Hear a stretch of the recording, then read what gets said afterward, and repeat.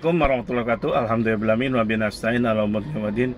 Wassalatu wassalamu ala asyrofil anbiya'i wal mursalin wa ala sahbihi ajmain. Assalatu wassalamu ala sayyidina Rasulullah bi kullillatil hadini. Alhamdulillah la nikmatul Islam wal iman wa kafa bi iman. Kemarin yang kasus Imade Pariana yang masuk penjara karena banyak terlibat hutang riba, itu sebenarnya efeknya doang gitu sob. Efeknya karena riba tadi kan dia pusing, kekurangan modal gitu. Jadi kalau riba itu ibaratnya kita kalau di tengah laut minum air laut, tambah lama tambah haus, akhirnya mati gitu. Dehidrasi itu terjadi. Karena apa? Hutang itu sob, kalau nanti gimana ya, itu sudah terbukti. Saya juga sama gitu. Perusahaan saya di Jakarta hancur gara-gara riba gitu. Karena apa? Ya itu keluarga saya main riba, terakhir main riba dia. Minjem kredit mobil untuk angkutan ternyata habis semua, kebedol semua gitu. Nah, Imade Pariana juga sama. Ini pengusaha muda, saya kenal 10 tahun lebih, 10 tahun kurang lebih ya. Waktu umur dia masih 35-an, lagi jaya-jayanya dia. Pakai mobil Fortuner gonta-ganti, rumahnya mewah, gayanya luar biasa, sarjana sipil. Dia beli tanah di kosong, developer juga, ngerjain rangka baja jaringan. Pertama mungkin pionir baja jaringan di Bali. Salah seorangnya dia gitu. Nah, kalau beli tanah tadi dibagi 500 meter bagi 5, dibangunin, dijual satu-satu. Sebenarnya kalau secara hitungan bisnis itu luar biasa gitu. Makanya dia bisa bangun rumah dengan tangannya sendiri, dengan digambar sendiri rumahnya.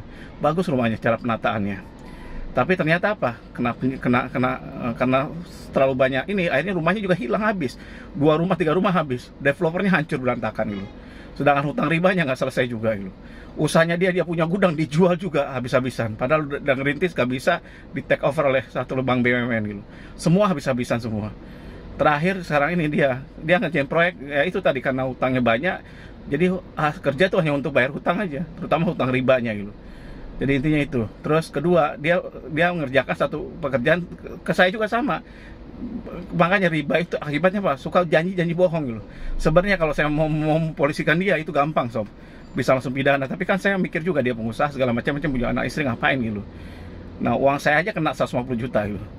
Rumahnya dibeli sama saya ternyata apa? Dia jual lagi gitu tanpa ngomong. Uangnya nggak dibalikin ke saya gitu. Kalau saya bisa kena, saya ada bukti lengkap, ada videonya, ada macam-macam. Kalau saya polisi kan bisa dia, bukan hutang piutang, itu penipuan namanya gitu. Tapi kalau saya lakukan itu ya udah, dia bayar cuman dari 150 tinggal 120 jutaan lah hutang dengan saya gitu. 150-an mungkin, dulu hampir 200-an gitu. Sampai lupa saya hutangnya gitu. Dan udah itu hutang dari 2014 sob, sampai sekarang gitu. Dijanjiin, didatengin segala macam-macam. Terakhir dia ngerjakan satu proyek, kronologi kejadiannya proyek temannya main kontraktor. Jadi dia dapat kerjaan dari main kontraktor. Main kontraktor tuh ngerjain seluruh bangunannya, kalau dia hanya bajanya atau gitu.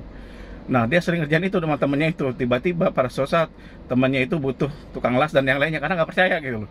Kalau dia ngerjain langsung nggak percaya, dia dibeliin bahan dulu lengkap. Kalau dikasih ke dia duitnya hilang, bajanya nggak ada gitu. Akhirnya dibeliin bajanya, dia butuh tukang doang gitu. Dicari tukangnya, tapi bajanya dipinjam dulu sama dia. Kalau dia pakai ngomong kan nggak dikasih, karena dia gitu. Ketika minjam lupa balikin gitu. Bisa sebulan 2 bulan kan bahaya gitu. Akhirnya mulai sekarang ini dia simpan di situ. Ternyata pas kalau dia minjem itu nggak dikasih, akhirnya apa? Dia ambil dulu, nanti ngomong belakangan gitu loh.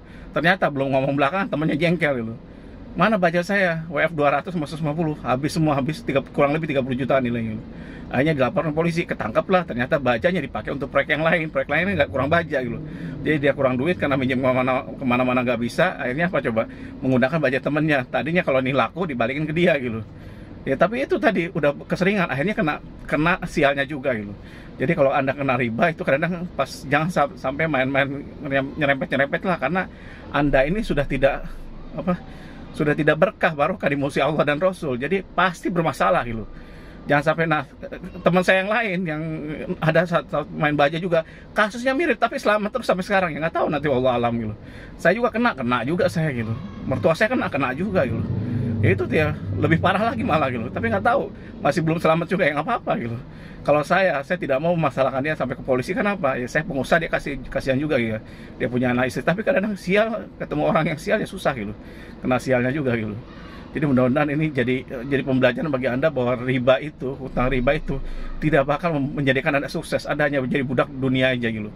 Cari uang, cari kerja, cari usaha segala macam-macam hanya untuk nutupin hutang doang gitu.